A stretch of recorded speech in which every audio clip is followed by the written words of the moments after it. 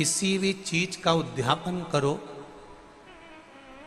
16 सोमवार का उद्यापन करो, चाहे तुम शुक्रवार का उद्यापन करो, चाहे तुम सोमवार का उद्यापन करो, चाहे तुम एकादशी का उद्यापन करो, चाहे तुम प्रदोष का उद्यापन करो, चाहे तुम जिस भी व्रत का उद्यापन करो, शिव महापुराण की कथा कहती है अपने घर के लोगों को गिनने से पहले बाहर के लोगों को गिनना जरूरी है।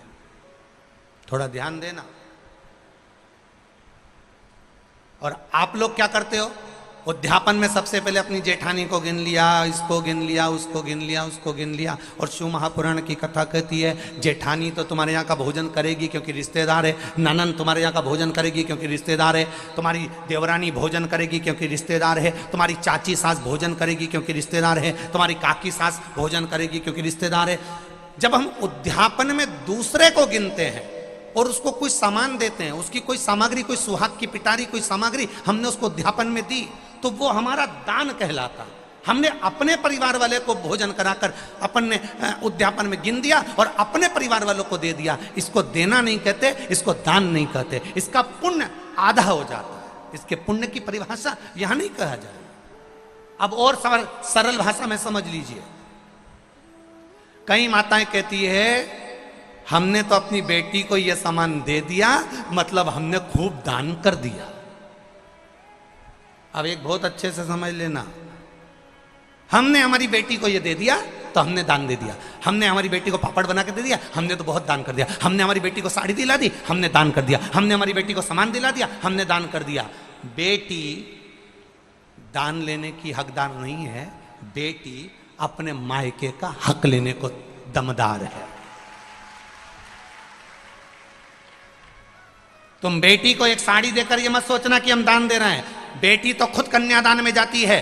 आप बेटी को अगर वस्त्र दे रहे हो तो दान नहीं कर रहे हो। आप बेटी को कोई सामग्री दे रहे हो तो दान नहीं कर रहे हो। आप बेटी को कोई सामान दे रहे हो, दान नहीं कर रहे हो। आप बेटी के बेटे को 500 रुपए का लिफाफा दे रहे हो, ये दान नहीं कहला रहा है। ये वो अपना हक लेकर जा रही है।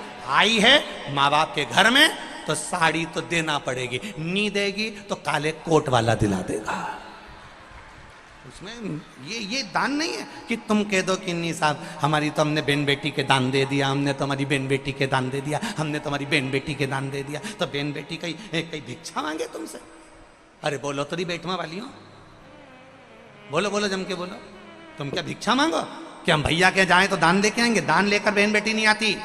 बेटी अपने भाई के यहां से दान लेकर नहीं आती। बेटी अपने मायके से दान लेकर नहीं आती। बेटी मायके में जाकर अपने माँ बाप से और कहती है कि किसी ब्राह्मण को बुलाकर मम्मी सत्यनारायण की कथा कराकर थोड़ा सा दान दे दो। ये बेटी कहती है। बेटी दान लेकर नहीं आती है, बेटी दान दिलवा कर आती है। और बेटी मायके से अगर एक साड़ी भी लेकर आती है तो वो दान की नहीं, बेटी अपना हक लेकर आती है। जब तक माँ बाप हैं तब तक बेटी लेकर आ। तो जितनी भी भाभियां हैं वो ये कहना बंद कर दे कि हमने ननन को कुछ दान दिया।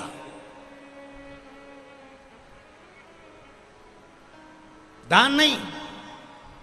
हम जानते हैं तुम अगली बार हमें बेटवा नहीं बुलाओगे इस बात के लिए, भले मत बुलाओ। और जो रीत की बात है, यहां शिव महापुराण की कथा कह रही है।